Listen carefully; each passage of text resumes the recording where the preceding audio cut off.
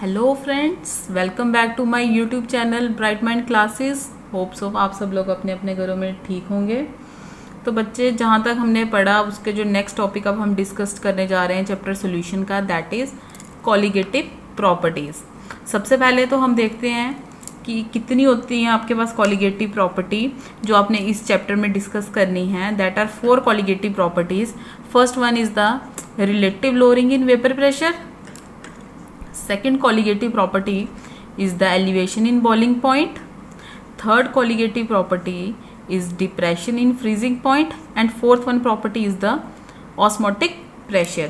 तो आप बोलोगे मैम ने ये तो बताया ही नहीं कि colligative properties होती क्या हैं। तो सबसे पहले हम ये देखते हैं कि colligative properties होती कौन सी properties हैं।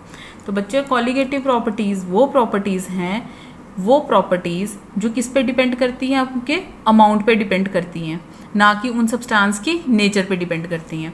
बच्चे, जैसे एरिया है, हम बोलते हैं हमारे पास कुछ जगह है, जैसे जैसे उसे हम बढ़ाते जाएंगे तो उसकी क्वांटिटी भी क्या होती जाएगी, इंक्रीज करती जाएगी, राइट।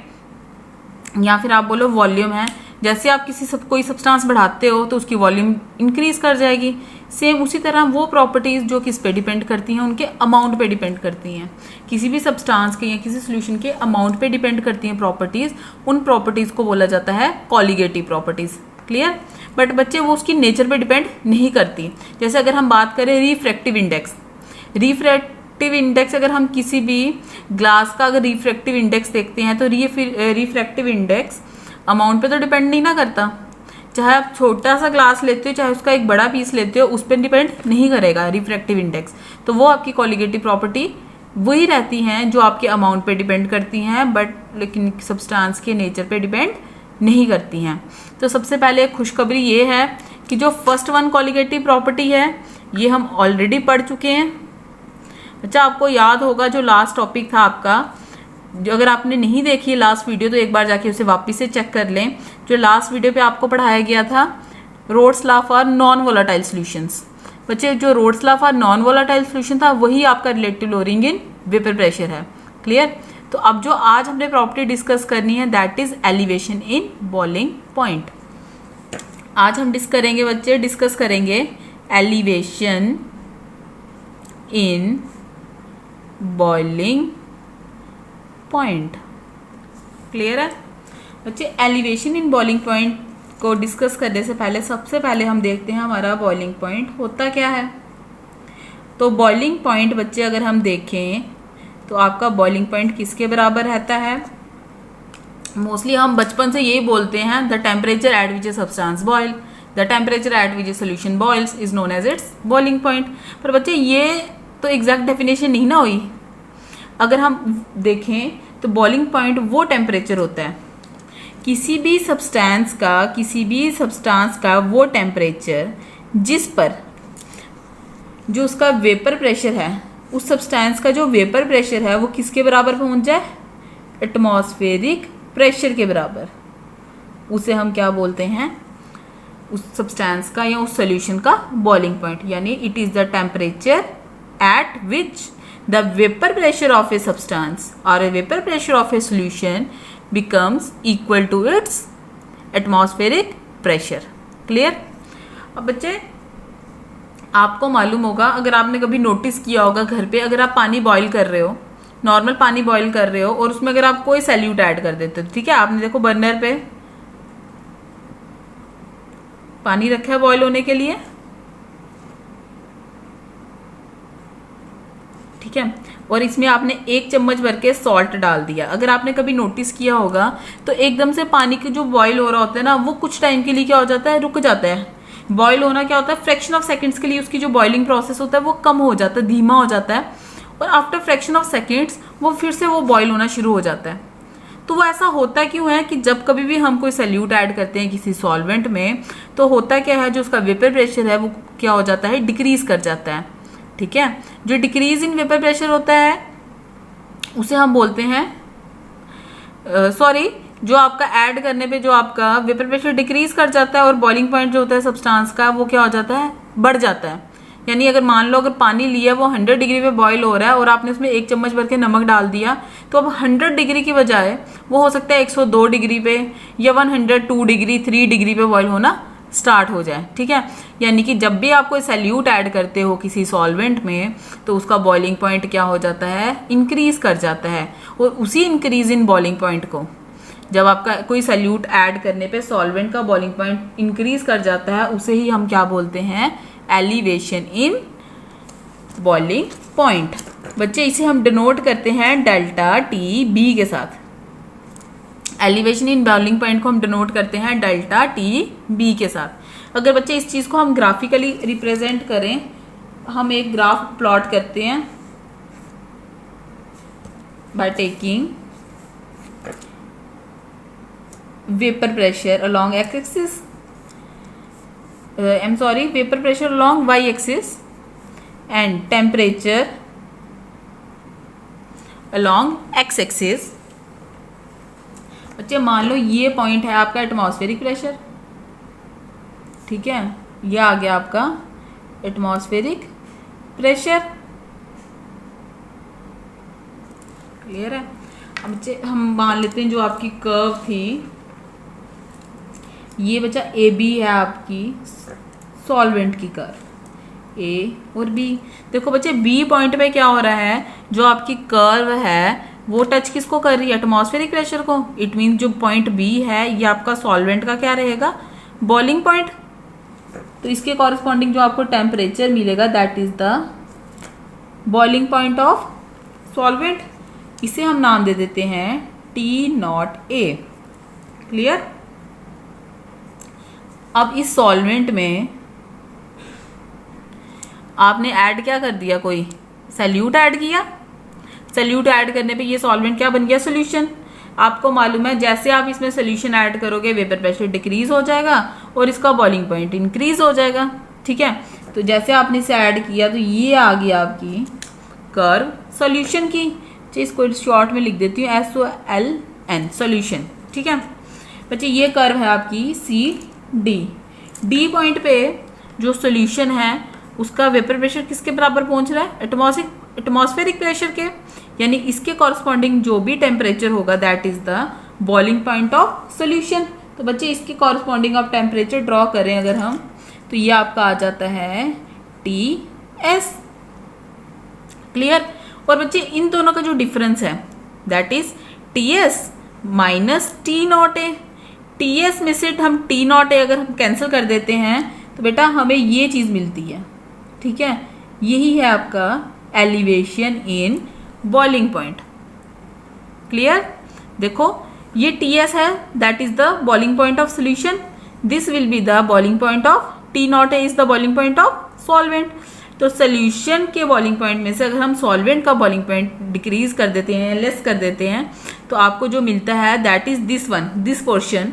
ये पोर्शन आपका क्या कहलाता है, this is known as elevation in boiling point. तो अगर हम मैथमेटिकली ये चीज़ लिखें तो elevation delta TB, elevation in boiling point, ये आपका किसके बराबर रहता है बच्चे, TS, this one TS minus T naught A, minus T naught A. Clear है। तो जब कभी भी सैल्यूट ऐड करने पर जो आपका सोल्यूशन है, जो उसका बॉइलिंग पॉइंट है, वो क्या कर जाता है, राइज कर जाता है या बढ़ जाता है, उसे ही हम क्या कहते हैं, एलिवेशन इन बॉइलिंग पॉइंट। और बच्चे अगर इसे हम मैथमेटिकली लिखें तो डेल्टा TB ये किसके बराबर हो जाता है, TS minus T naught A. Clear यहाँ तक।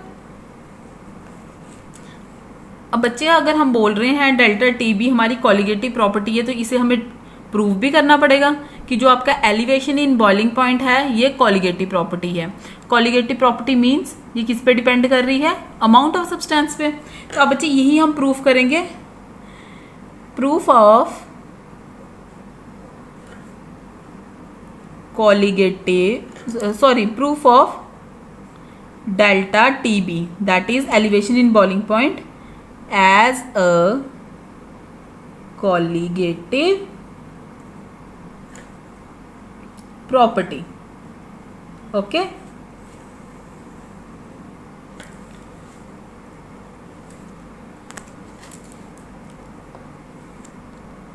अच्छा आपको मालूम है जब कभी भी आप कोई सैल्यूट ऐड करते हो किसी सॉल्वेंट में तो उसका वेपर प्रेशर डिक्रीज हो जाता है, और इसी डिक्रीज इन वेपर प्रेशर को हम क्या बोलते हैं, लोअरिंग। यही आपका लास्ट लेक्चर जो आपने पढ़ा था रोड्स लॉ, उसमें आपने यही चीज़ सीखी थी। जब कभी भी आप सैल्यूट ऐड करते हो सॉल्वेंट में तो वेपर प्रेशर डिक्रीज हो जाता है, जिसे हम बोलते हैं लोअरिंग इन वेपर प्रेशर। तो बच्चे रोड्स लॉ हमारा जो था वो क्या बोलता था, delta P that is change in vapour pressure, और डिक्रीज इन वेपर प्रेशर वो किस पे डिपेंड, वो किसके प्रोपोर्शनल है आपका, जाई बी। जाई बच्चे क्या थी, मोल फ्रैक्शन, और बी हम यूज करते थे टर्म फॉर सैल्यूट, यानी कि जो चेंज इन या डिक्रीज इन वेपर प्रेशर है वो किसके प्रोपोर्शनल है, मोल फ्रैक्शन ऑफ सैल्यूट, ठीक है, बाय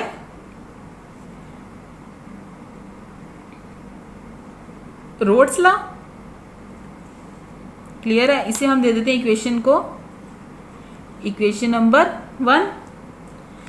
सिमिलरली बच्चे जैसे आपने कोई सैल्यूट ऐड किया सॉल्वेंट में, वेपर प्रेशर डिक्रीज हुआ तो बॉइलिंग पॉइंट क्या हो गया, राइज कर गया, यानी कि आप बोल सकते हो जो आपका डिक्रीज इन वेपर प्रेशर है वो किसके प्रोपोर्शनल है, डेल्टा टीबी, यानी एलिवेशन इन बॉइलिंग पॉइंट के। क्लियर बच्चे, इन दोनों इक्वेशन को हम इक्वेट कर लेते हैं। देखो अगर ये दोनों इक्वल हैं तो इट मीन्स ये दोनों भी आपस में क्या होंगे, प्रोपोर्शनल होंगे। तो फ्रॉम इक्वेशन 1 and 2 हम ऐसे लिख सकते हैं, डेल्टा टी बी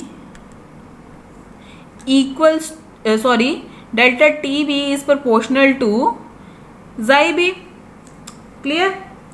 अब बच्चे प्रोपोर्शनैलिटी जब हटती है तो आपका क्या आता है, कांस्टेंट टर्म आती है।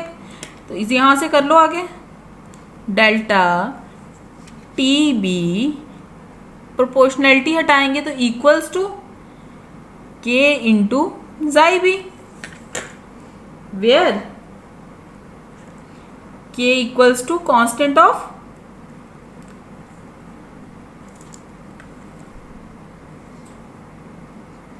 प्रोपोर्शनैलिटी। ओके, इस इक्वेशन को हम नाम देते हैं equation number 3। As we know बच्चे, जो आपका जाई रहता है दैट इज मोल फ्रैक्शन। अब यहाँ पे हम सैल्यूट की ले रहे हैं तो मोल फ्रैक्शन ऑफ बी ये किसके बराबर रहती है, number of moles of B divided by total number of moles present in the solution. बच्चे सोल्यूशन आपका ए और बी से मिलकर बना है, तो अगर number of moles of solute B है तो टोटल नंबर ऑफ मोल्स कितने होंगे, number of moles of A plus number of moles of B. Clear. इस इक्वेशन नंबर को हम नाम देते हैं इक्वेशन नंबर 4। अब बच्चे यहाँ से आपने देखा जाई कैलकुलेट कर लिया, इस जाई को हम इक्वेशन नंबर 3 में अगर पुट करें तो आपका डेल्टा टी बी किसके बराबर हो जाता है, K into n B upon n A plus n B. I think यहाँ तक क्लियर होगा आपको। इस इक्वेशन को नाम देते हैं हम इक्वेशन नंबर 5। ओके बच्चे, आप जानते हो जैसे कि जब कभी भी आप कोई ना परफॉर्म करते हो ना लैब में प्रैक्टिकल, तो उस टाइम पे आपको जितना प्रिसाइज रिजल्ट चाहिए होता है उसके लिए आप हमेशा डाइल्यूट सॉल्यूशन का ही प्रेफर करते हो, यानी कि जो आपका अमाउंट ऑफ जो भी आपका रहता है सॉल्ट लेते हो आप बहुत कम अमाउंट में लेते हो, जितना कम अमाउंट लोगे उतना ही रिजल्ट आपका प्रिसाइज रहेगा। सिमिलरली बच्चे इस केस में भी हम जो लेते हैं ना अमाउंट ऑफ सैल्यूट वो बहुत कम लेते हैं, क्योंकि जो आपकी कॉलिगेटिव प्रॉपर्टीज हैं, कॉलिगेटिव प्रॉपर्टी को लिख देते हैं सीपी। जो कॉलिगेटिव प्रॉपर्टीज हैं ये आपकी एप्लीकेबल होती हैं डाइल्यूट सॉल्यूशन पे ही। इट मीन्स अगर हम डाइल्यूट सॉल्यूशन ले रहे हैं तो ये आपका जो अमाउंट ऑफ सॉल्वेंट होगा वो क्या रहेगा, बहुत कम। तो बच्चे टोटल के कंपैरिजन में देखें, अगर हमारा डाइल्यूट सॉल्यूशन है तो number of moles of A के कंपैरिजन में number of moles of B क्या होंगे, निग्लिजिबल। तो हम इस चीज को n A plus n B, क्योंकि हमने डाइल्यूट सॉल्यूशन लिया है तो number of moles of solute बहुत कम रहेंगे as comparison to the number of moles of solvent. तो इसलिए इस चीज को हम अप्रोक्सीमेटली इक्वल कर सकते हैं number of moles of solvent. Clear. इसको हम नाम देते हैं 0.6। इस चीज को हम पुट करेंगे इक्वेशन नंबर 5 में। तो बच्चे पुट इक्वेशन नंबर 6 इन इक्वेशन नंबर 5। यहां से बच्चे डेल्टा टी बी की वैल्यू क्या हो जाएगी, के इंटू NB। अब Na प्लस NB की जगह हमने क्या पुट करना है, Na अपॉन Na। क्लियर। अब बच्चे आपको मालूम होगा नंबर ऑफ मोल्स किसके बराबर रहते हैं, नंबर ऑफ मोल्स ये किसके बराबर रहते हैं, given weight divided by molecular mass. अब बच्चे ए आपका सॉल्वेंट है और बी आपका सैल्यूट है, तो अगर हमने number of moles of solvent निकालने होंगे तो number of moles of solvent let it be this, हम मान लेते हैं इसका गिवन वेट था हमारा, अगर ए मानना है तो इसे मान लेते हैं गिवन वेट है WA। उसी तरह से बच्चे इसका मॉलिक्यूलर मास मान लेते हैं हम है MA। क्लियर। और जो आपका रहेगा number of moles of salute, तो ये किसके बराबर रहेगा, given weight of salute WB divided by molecular weight of salute. Clear. अब बच्चे इसे हम नाम दे देते हैं A और इसे नाम दे देते हैं B। इक्वेशन A और इक्वेशन B को हम सब्स्टिट्यूट करते हैं, इस इक्वेशन को नाम नहीं दिया, इसे नाम दे देते हैं हम equation number 7। Put equation number A and equation number B in equation number 7। Put equation A and B in equation number 7।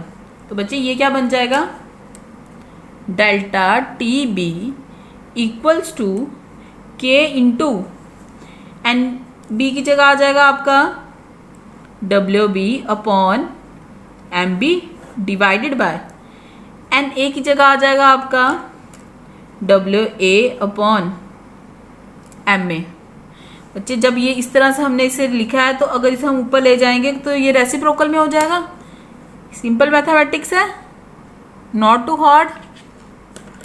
K into WB upon MB, नीचे वाला डिनोमिनेटर है, ऊपर जाके रेसिप्रोकल में क्या बन जाएगा आपका MA अपॉन WA।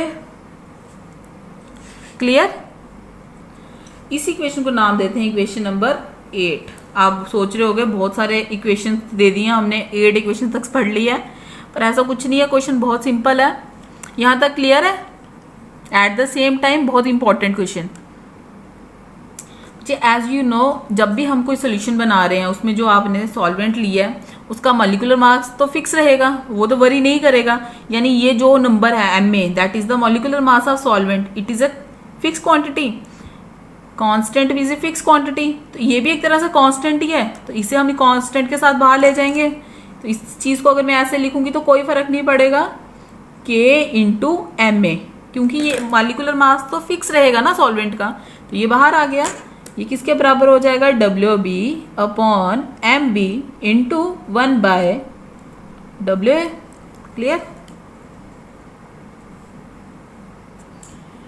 अब बच्चे एक कांस्टेंट दूसरे कांस्टेंट को मल्टीप्लाई करने पे जो आपको टर्म मिलेगी that will also a constant. हम मान लेते हैं इसको मल्टीप्लिकेशन पे जो टर्म मिल रही है दैट इज KB। सबस्क्रिप्ट में B लिख रहे हैं because it is a boiling point. Okay, elevation in boiling point है इसलिए सबस्क्रिप्ट में B रहेगा। KB equals to WB upon MB into 1 by WA। अब बच्चे ये जो KB है यहाँ लिखते हैं because K into MA equals to KB। Okay, if हम मान लेते हैं हमने WA that is the weight of solvent, हम मान लेते हैं हमने कितना सॉल्वेंट लिया है 1000 ग्राम्स। अगर हम ये सॉल्वेंट 1000 ग्राम्स लेंगे बच्चे, इस इक्वेशन को हम नाम दे देते हैं इक्वेशन नंबर 9। ओके, बच्चे मान लो अगर आपने वेट ऑफ सॉल्वेंट लिया है 1000 ग्राम्स, तो बच्चे डेल्टा TB जो रहेगा, डेल्टा TB की वैल्यू क्या बन जाएगी, KB into WB upon MB into 1 by 1000 grams of solvent.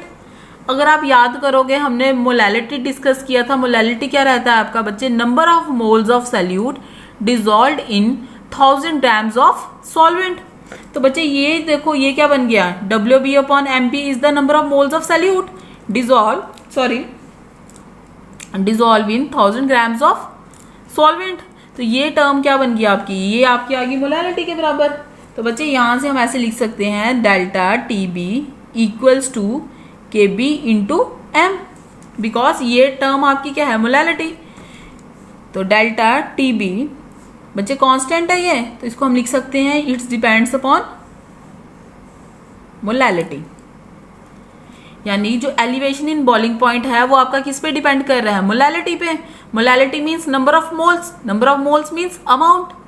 तो यहाँ से हमें क्या पता चलता है, जो एलिवेशन इन बॉइलिंग पॉइंट है it is a colligative property, क्योंकि मोलैलिटी पे डिपेंड कर रही है, यानी कि अमाउंट ऑफ सॉल्यूट पे डिपेंड कर रही है। तो इसलिए हम ये कह सकते हैं जो आपकी मोलैलिटी है ये आपकी क्या है, एक कॉलिगेटिव प्रॉपर्टी। बच्चे इस इक्वेशन, ये जो आपकी इक्वेशन है ना, इसे हम दे देते हैं इक्वेशन नंबर स्टार या एस्ट्रिक, आप कुछ भी कह सकते हो। इफ हम मान लेते हैं जो आपकी मोलैलिटी है वो है आपकी 1 या फिर यूनिटी, अगर m की वैल्यू आप 1 ले लेते हो उस केस में बच्चे डेल्टा TB की वैल्यू क्या रहती है, डेल्टा TB किसके बराबर हो जाता है आपका, KB। या फिर हम ऐसे उल्टा भी कह सकते हैं जो KB है वो किसके बराबर हो जाता है, elevation in boiling point if the molality of the solution is unity. Clear, यानी अगर हम इसे डिफाइन करें बच्चे, ये जो KB है इट इज ए कांस्टेंट, और इस कांस्टेंट को बोलते हैं इब्लोस्कोपिक कांस्टेंट। इसे अगर हम डिफाइन करें तो इब्लोस्कोपिक कांस्टेंट क्या होगा, ebullioscopic constant may be defined as the elevation in boiling point if the molality of the solution is unity. Ebullioscopic constant का ही एक दूसरा नाम रहता है, इसे हम बोलते हैं molal elevation constant, molal elevation constant. Clear, तो एक बार फिर से इसको डिफाइन कर लेते हैं, इब्लोस्कोपिक कांस्टेंट और we can say molal elevation constant may be defined as the elevation in boiling point if the molality of solution is unity। okay, I think यहाँ तक क्लियर होगा। तो अब बच्चे इसके आगे यूनिट्स हम डिस्कस कर लेते हैं। तो यूनिट्स क्या रहेंगे, देखो जब भी कोई आप कांस्टेंट करते हो ना डिस्कस, तो उसके हम यूनिट्स भी ज़रूर कैलकुलेट करते हैं, क्योंकि जो आपका कॉम्पिटिटिव पॉइंट ऑफ व्यू से भी और एग्जामिनेशन पॉइंट ऑफ व्यू से भी 1 मार्क्स का न्यूमेरिकल आपको पूछ सकते हैं कि आपके इसकी यूनिट क्या है, इब्लोस्कोपिक कांस्टेंट के क्या यूनिट हैं। तो बच्चे यही इक्वेशन हम लेंगे फिर से by equation star. Equation star क्या थी बेटा, delta TB equals to KB into M। अब बच्चे change in temperature, elevation point क्या है, एलिवेशन इन बॉइलिंग पॉइंट, यानी कि आपका एलिवेशन इंक्रीज कर रहा है, बॉइलिंग पॉइंट है तो टेम्परेचर ही है ना बॉइलिंग पॉइंट, तो बॉइलिंग पॉइंट के यूनिट क्या रहेंगे आपके, केल्विन। KB के यूनिट फाइंड करने हैं, इसको एज इट इज छोड़ दो। मोलैलिटी जो है आपकी वो क्या रहती है, kg, sorry molality will be moles per kg, मोल पर kg। ठीक है, यहाँ से इसे हम यहीं पे छोड़ देंगे, इसे इस साइड ले जाओ, तो इसके यूनिट्स क्या बन जाएंगे, केल्विन पर मोल पर kg। क्लियर, आई थिंक यहाँ तक आपको समझ आ गया होगा। अब बच्चे देखो इतना लंबा आपने जो क्वेश्चन, इतनी लंबी इक्वेशन जो आपने समझी है, अब आपको एक चीज़ तो समझ आ गई होगी, जो आपने ये इक्वेशन समझी है तो अब आपको इसकी कोई एप्लीकेशन भी होगी। अगर आप इतनी इक्वेशन पढ़ रहे हो, इसकी कोई ना कोई एप्लीकेशन भी होगी। तो बच्चे इसकी एप्लीकेशन क्या रहती है, इसकी मदद से आप कैलकुलेट करते हो, कैलकुलेशन करते हो molecular mass, molecular mass of solute.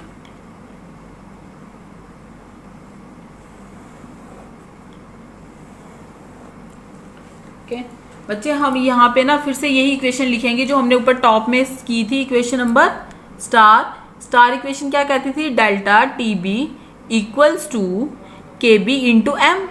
Yes, इसी इक्वेशन को हम लिखेंगे फिर। बच्चे मोलैलिटी की वैल्यू अब यहाँ पे पुट कर सकते हो, तो delta T B equals to K B into molality क्या रहेगी बच्चे, W B upon M B into 1 upon W A. Clear है? अब बच्चे कैलकुलेट हमने क्या करना है, molecular mass of solute, unknown solute. आपने कोई भी कोलिगेटिव प्रॉपर्टी, आप किसी भी अननोन सोल्यूट का मॉलिक्यूलर मास कैलकुलेट कर सकते हो थ्रू दिस कोलिगेटिव प्रॉपर्टी। तो बच्चे आपने कुछ नहीं करना, आप इसे ट्रांसपोज कर लो इस साइड, और ये जो इक्वेशन है डेल्टा टी बी आप इससे इस साइड ले सकते हो। ये क्या आज बन जाएगा आपका, M B equals to K B into W B divided by delta T B into W A. Right? Clear है? अब बच्चे देखो, एलिवेशन इन बॉइलिंग पॉइंट ये आप कैलकुलेट कर सकते हो। वेट, आपने जो सल्यूट का वेट लिया है वो भी आपको मालूम है, नोन है। और सॉरी, यहाँ पे था आपका वेट ऑफ सॉल्वेंट, जो आपने सॉल्वेंट का वेट लिया है वो भी आपको नोन होगा। और के बी भी आप फाइंड कर सकते हो इसको एक्सपेरिमेंटली। तो इस तरह से आप इसका मॉलिक्यूलर मास जो अननोन सल्यूट का रहता है, आप इसकी हेल्प से क्या कर सकते हैं, कैलकुलेट कर सकते हैं थ्रू दिस इक्वेशन। क्लियर? तो यहाँ पे आपका ये जो फर्स्ट जो हमने ये डिस्कस किया आपकी एलिवेशन इन बॉइलिंग पॉइंट, ये यहाँ पे आपकी इक्वेशन खत्म होती है। तो होप्स हो कि आपको समझ आया होगा। अगर कोई डाउट्स होंगे, क्वेरीज होंगी, तो प्लीज़ कमेंट बॉक्स में आप पूछ सकते हैं। आपको ज़रूर मैं नेक्स्ट लेक्चर में उसको क्वेरी को आपके साथ डिस्कस करूंगी और क्लियर किया जाएगा। ठीक है? Thank you so much. Please इस चैनल को फॉलो करें, सब्सक्राइब करें और ज़्यादा से ज़्यादा शेयर करें। Thank you so much.